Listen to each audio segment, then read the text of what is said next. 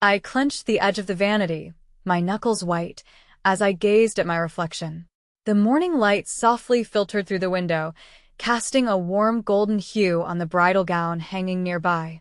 It was everything I had ever wanted: delicate lace sleeves, a fitted bodice, a flowing train. Today was supposed to be my day. Yet beneath the surface, I could sense a storm brewing. A gentle knock at the door redirected my attention. "Linda?" Turning, I saw my fiancé Daniel peeking in, his expression unreadable, a rare occurrence, for Daniel was someone whose emotions were often written all over his face: joy, excitement, frustration. At this moment, though, his face remained neutral. I placed my brush down and asked, "What happened?" Daniel entered, shutting the door behind him. "Your sister called me last night," he said, and my stomach twisted. "She's attending the wedding, isn't she?" I asked, already suspecting the answer. Daniel released a slow breath. "Not just attending. She wants to walk down the aisle before you, in a wedding dress." The silence was deafening, a creeping horror spreading through me. As absurd and insulting as this situation was painfully predictable. My sister Emma had been the family's golden child as long as I could remember. Whatever she wanted, she got. Anything I desired was merely whatever was left over. Now she wanted my wedding too. I clenched my jaw, suppressing a wave of bitterness. Daniel sat on the bed, rubbing his face. "And my parents?" I asked. "They're backing her," Daniel said. "They believe it's only fair since she's older and hasn't married yet." My grip on the vanity tightened. Fair? That word had never served me well. Taking a deep breath, I asked, "What did you say?" Daniel met my gaze, a slow, mischievous smile playing on his lips. I told him I'd consider it. My brows furrowed. "Consider it?" He leaned in, his voice low. "Linda, we're going to use this to our advantage." Daniel, kind, loyal, protective, was often underestimated for how calculating he could be. "Do you think I'd ever allow this to happen?" he asked sharply. "Or let your sister turn our wedding into her fantasy?" Swallowing hard, I replied, "Then why not shut it down?"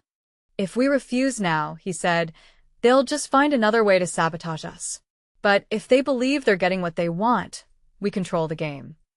A shiver ran down my spine. That look, I'd seen it when he thwarted a landlord overcharging us, or when a coworker tried to undermine him. It was the look of someone setting a trap. A smile crept onto my face. "Tell me the plan." Daniel leaned closer, whispering, "We'll let them think they've won. Let Emma imagine she's having her moment, and let my in-laws feel accomplished by contributing financially. Then, on the day, she won't walk that aisle." A surge of vindication coursed through me. My sister would finally understand what losing felt like. I exhaled slowly, letting Daniel's words take root. It was dangerous. Play it wrong, and they'd trample us. But if executed well, she'd feel blindsided. "All right," I said to Daniel. "Tell me exactly what we're doing." His grin widened. "First, give them enough control to feel confident. Then, tighten the leash until they're too deep to reverse." I nodded. "My parents?" "They'll follow her," he said. "If she pushes, they will too. So let her push, just not on what matters." I sighed. Patience was key. Years of conditioning taught me arguing with them achieved nothing. They twisted reality to make me the problem. But if we played this right, we'd turn their tactics against them. The next evening, my parents, Emma, Daniel, and I gathered in my childhood home's living room. My mother sat primly, hands in her lap, as if at a royal meeting. My father leaned back, arms crossed, expression unreadable. Emma practically vibrated with excitement, fingers tapping with smugness barely contained. "So," my mother said, adjusting her blouse. Daniel mentioned discussing the arrangement. "Have you both thought it over?" I forced a tight smile. "Yes." Emma perked up as I glanced at Daniel, playing my part perfectly. I hesitated, feigning struggle. "I don't love it," I said, twisting my hands, "but to keep family peace, I'd consider some compromises." Emma gasped softly, as if handed a royal title, while my father grunted in approval. "Linda," my mother nodded, approving. "Very mature of you." We knew you'd come to your senses. Emma, unable to restrain herself any longer, leaned in with enthusiasm. I've already selected the dress, she announced gleefully. Obviously, it's not white, more like a pale champagne. It's a breathtaking mermaid cut, and very sophisticated. As I walk down the aisle, everyone will simply think I'm part of the bridal entourage at first. It'll be symbolic, almost like a gift from the older sister to the younger one. I clenched my jaw, holding back my frustration. It was meant to be a blessing from her to me. Under the table, Daniel squeezed my hand, a silent reminder to stay steady. That sounds interesting, I responded, maintaining a calm tone. But if we're proceeding with this plan, I do have some conditions. The dynamic in the room shifted. My parents seemed slightly uneasy, and Emma inclined her head curiously. Conditions, she repeated, as if the idea was unusual to her. Daniel interjected smoothly. Just minor considerations. If we're accommodating Emma, then we'll need assistance with added expenses. We need to budget for a better venue, more seating, catering, he paused deliberately, and some financial support will be essential. My mother waved her hand dismissively. That's no issue. Naturally will help. We want it to be memorable for both of you. Excellent, Daniel continued. Since Emma will be part of the procession, we need to coordinate the dresses meticulously. They need to look perfect in photographs, which means sourcing from the same boutique to ensure the colors are harmonious. Emma's eyes lit up with excitement. Yes. We can shop for dresses together. I masked my revulsion with a forced smile. That sounds wonderful. What I withheld was that my dream dress was ready, hidden in a boutique 2 towns away, beyond Emma's meddling grasp. My father cleared his throat. Anything else? Daniel nodded. We need to secure top-notch photographers and videographers. If Emma joins the ceremony, it must be properly documented. My mother's smile broadened. Certainly. Finally, I added, tilting my head slightly. If Emma is to walk first, then she shouldn't be a bridesmaid, correct? Emma blinked, surprised. Oh. I continued with an innocent tone. If she's getting the spotlight, then she can't also be in the bridal party. It's too much attention on one individual. It's only fair. Emma's face showed a hint of doubt, but she had gained too much to protest. She released a delicate laugh, tossing her hair playfully. I suppose you're right. A minor compromise for such a significant moment. And just like that, I had removed her from my wedding party. It was a small victory at this stage, but pivotal.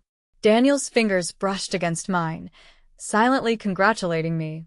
As the discussion came to an end, my parents looked satisfied, Emma seemed victorious, and Daniel and I appeared as if we'd compromised. Yet, we had set it up so they were funding their own misstep.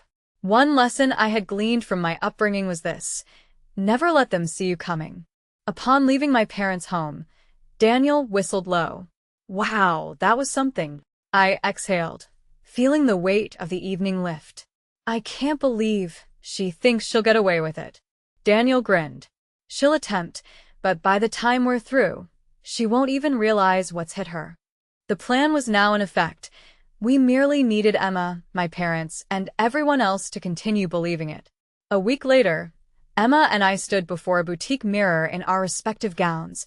She twirled, analyzing every angle, absorbed by her reflection. Her champagne dress was excessively bridal for someone who wasn't the bride, which was expected. Meanwhile, I wore a simple, elegant white gown. Not my true dress, of course.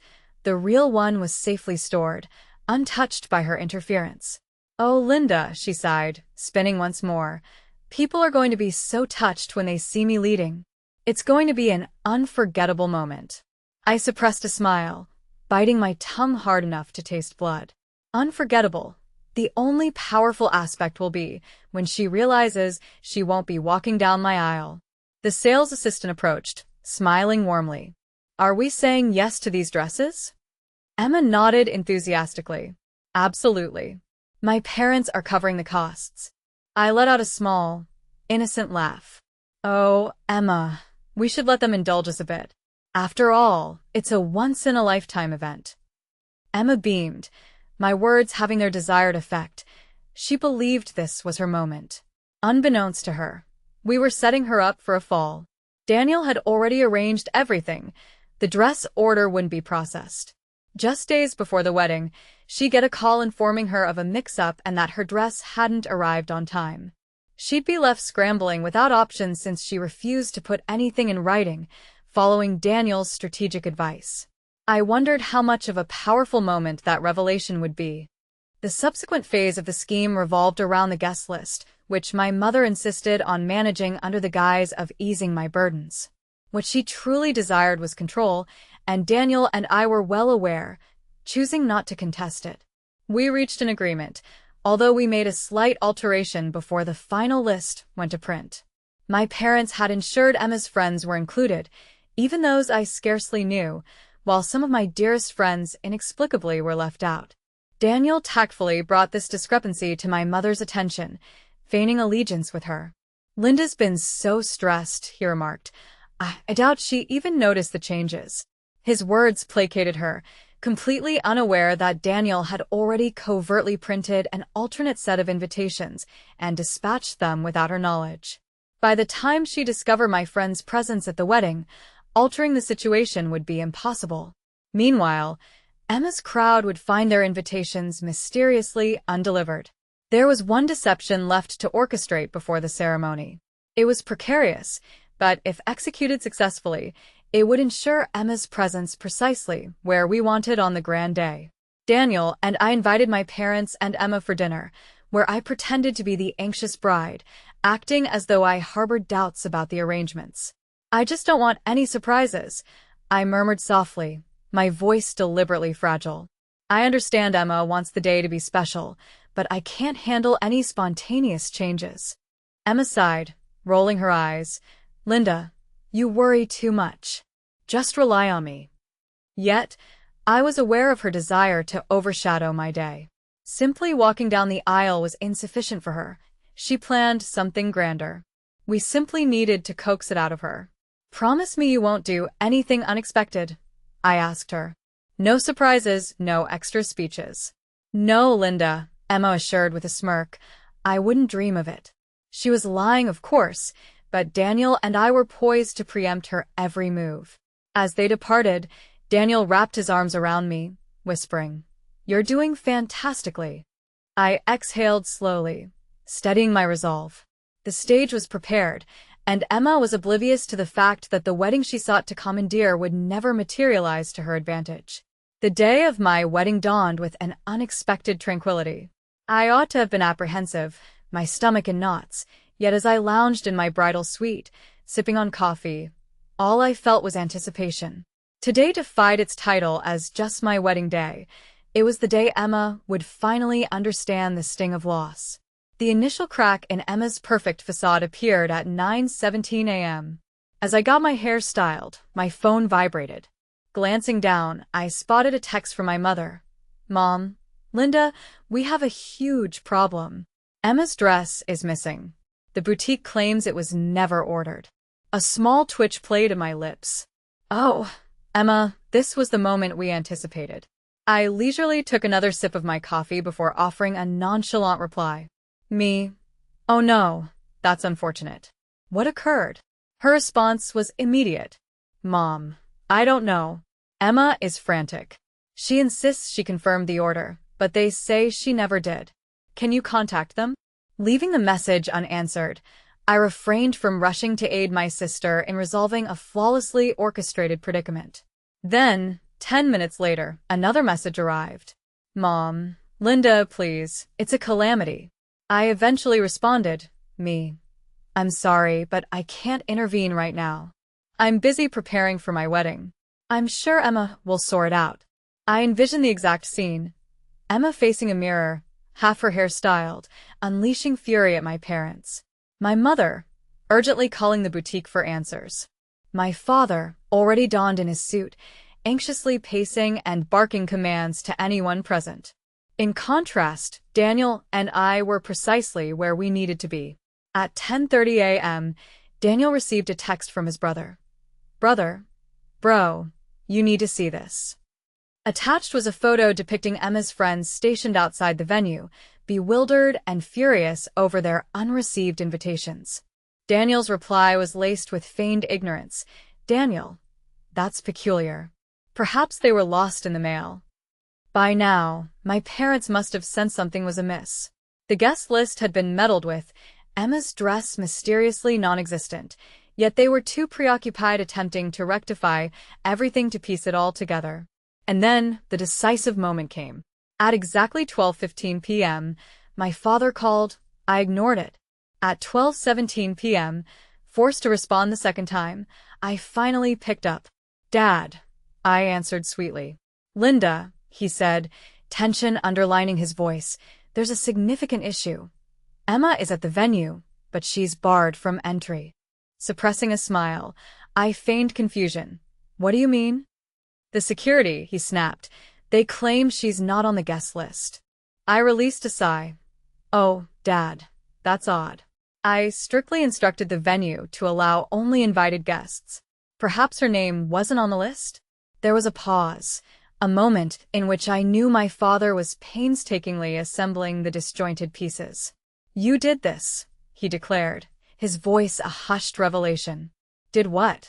I asked, tilting my head in mock bewilderment. Set her up. Dad, I have no clue what you're insinuating. You understand how consumed I've been with wedding planning. I wasn't even involved with the guest list, Mom was. There was another pause, and I could hear my mother's frantic voice in the background, screeching like a banshee. My father lowered his voice to a hush. Fix this now. I let out a small laugh. Dad, I'm the bride. Do you really think I should be handling this right before my walk down the aisle? He exhaled sharply. Linda, got to go. I chirped before ending the call. I turned to Daniel, who had been listening the whole time, a gleeful expression on his face. Is she outside? He asked. I nodded. Perfect. While standing safely inside the bridal suite, serene and undisturbed, Emma was losing it at the entrance. The security team, briefed well in advance, stood firm. I don't care what the list says, Emma shrieked. This is my sister's wedding, let me in. One of the guards checked his clipboard. Ma'am, if your name isn't on the list, we can't allow you entry. Venue policy, he replied. Emma turned to my father. Dad, do something. But for the first time, he was completely powerless. No proof, no emails, no written agreements, just his word against ours. You're making a mistake, he warned the guards, but they were steadfast, paid well to keep Emma out. Indoors, the music began to play. At the chapel's entrance, I stood with my bouquet in hand, radiating peace as my guests turned to look at me. Whispers filled the air. People had heard, people knew. Yet as I took my first step down the aisle, I felt something new, freedom. I wasn't in Emma's shadow anymore. This was my moment. Daniel caught my gaze at the altar. His pride and love conveyed a silent, we did it. Meanwhile, outside, my sister was probably still screaming, but inside, I was free. As Daniel and I were officially pronounced husband and wife, triumph washed over me. Emma hadn't overshadowed me this time. She hadn't stolen my moment. But the real battle was just beginning as Emma's drama unfolded outside. By the time we arrived at the reception hall, the atmosphere buzzed with whispers. Something had happened. Some guests witnessed the chaos firsthand while others heard it through the family grapevine. Those oblivious could still sense the tension. I noticed my parents near the entrance, their faces stormy. They hadn't even congratulated me. Today wasn't about me. Today was about Emma. I squeezed Daniel's hand, bracing for the next confrontation. He grinned. Oh, I've been waiting for this. We barely reached our table before my mother stormed over. Linda, she hissed, her voice sharp but controlled, her eyes blazing. Mom, so glad you could make it. Isn't it a beautiful day? I replied innocently. Unmoved, she retorted. You humiliated your sister. Daniel chuckled. How exactly? She was outside crying in front of everyone, my mother snapped. You set her up? Feigning confusion, I replied. Mom, I don't understand. Invitations were sent months ago. If Emma wasn't on the list, maybe you should ask why. My father chimed in, his voice low yet furious. I've been asking myself that since security showed us she wasn't listed. I've realized something. You've been playing us the whole time. The silence was deafening. Guests nearby could hear every word. My mother's voice trembled. You think you're so clever, don't you? Daniel smiled. We don't think, ma'am, we know. Just then, in perfect timing, Emma burst through the doors. Gasps rippled through the hall as she stormed in, mascara smeared, eyes swollen from tears, and still in her everyday clothes. No dress, no grand entrance, just pure fury. She marched towards me, hands trembling. You, she spat. I returned a bright, polite smile.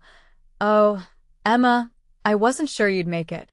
She let out a furious laugh. Are you serious? You left me outside, destroyed my dress, kept my friends out, and now you're acting like I'm the crazy one. Silence enveloped the room. All eyes on us. My mother reached for Emma. Sweetheart, maybe we should. No. Emma pulled away. I want her to admit it, that she did this on purpose. I tilted my head. Admit what? Emma's eyes bored into mine. That you did this to me, she whispered. Slowly, I sipped my champagne, set it down, and leaned forward so only Emma and my parents could hear. Emma, I said softly, you did this to yourself. Her breath hitched. I smiled. You tried to steal my moment, and it backfired. Her hands clenched into fists. You think you've won, she whispered. Leaning back, I replied, I know I did. Daniel chuckled beside me. Emma's frustration boiled over, reaching a critical point. With a shout of anger, Emma seized a glass from a nearby table and hurled it towards me. However, it didn't hit its target. Daniel, anticipating such a move, intercepted it mid-flight. The guests collectively gasped. My father swiftly held her arm and stated, Enough. Meanwhile, my mother was aghast at the scene. Then, whispers started to circulate among the attendees. She's lost it. I can't believe she did that. She's embarrassing herself. This is her own fault. Emma turned pale for perhaps the first time, realizing that no one supported her. Not even our parents. Daniel quietly placed the glass down and said to my father, I think it's best if you take Emma home. Reluctantly, my father agreed, nodding with stiffness, and led her away. My mother hesitated, glancing at me, but I remained silent. Eventually, she followed them, and the doors closed behind them. With their departure, I breathed deeply, experiencing a profoundly surreal moment as the room erupted into applause. The crowd clapped and cheered, and as Daniel embraced me, kissing my forehead, it hit me. I was finally free. The air felt lighter now that Emma and my parents were gone. For the first time, I wasn't dreading the next conflict, nor was I on edge for another betrayal. I was married, joyful, and unencumbered, whereas Emma was now clearly seen for who she was. The reception quickly moved past the drama, with guests eager to shift the mood, which was understandable. The music resumed, drinks were poured, and laughter filled the air. I danced with Daniel, surrounded by those who genuinely cared for me. It was almost unreal. Throughout my life, I had competed for any semblance of affection or attention from my parents. I wasted years attempting to please them, chasing validation that was never attainable. At that moment, I realized I didn't need it. I had my own life, a supportive husband, and friends who had always been there. It was a family I was creating for myself. My parents and Emma were no longer part of that life, and this realization was the most liberating of all. Early the following morning, Daniel and I were leaving for a honeymoon flight. We managed roughly 4 hours of sleep before heading to the airport. As we waited to board, my phone buzzed. It was my mother. I sighed, eyeing the screen, and Daniel advised, Don't let them drag you back in. I knew he was right, but curiosity prompted me to hear her out. I answered, Mom. A brief silence ensued. Then she said, You've really done it this time. Mom, if you're calling to lecture me, I began, but she cut in. Your sister is heartbroken, Linda. You embarrassed her in front of everyone. How could you? Listening to her defend Emma yet again, I quietly laughed. Are you seriously asking me that, Mom? After everything she did? She didn't deserve such humiliation. My mother continued, You could have let her walk down the aisle. Would it have harmed you? This was it. The final proof that even after everything, and almost losing my wedding, my mother believed I should have given way to Emma, who, in her eyes, deserved more than I did.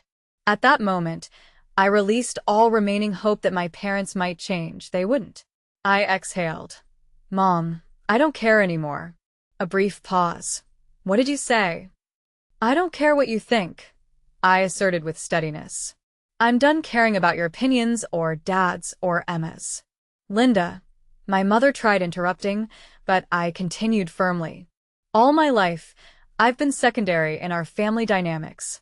I've allowed you to prioritize Emma, making me feel inferior, and battling for basic affection from you two. No more, not anymore. My voice was unwavering. This was the last time you'd attempt to deprive me of something, and it failed. I won't be manipulated again, nor will I fight for a place in a family I don't need. She tried to reassert. Linda, don't be ridiculous. We're family. I smiled, responding, then perhaps you shouldn't have treated me as a stranger throughout. Before she could utter another word, I ended the call. Daniel watched me intently. Are you all right? I exhaled again, but differently this time. Yeah, I'm good. And I finally meant it. I wasn't upset, waiting for their validation or approval. I was unshackled. Daniel wrapped me in his arms, kissed my temple. I'm proud of you. I returned his smile, leaning into him as we boarded the plane. It felt as if a burden had been lifted.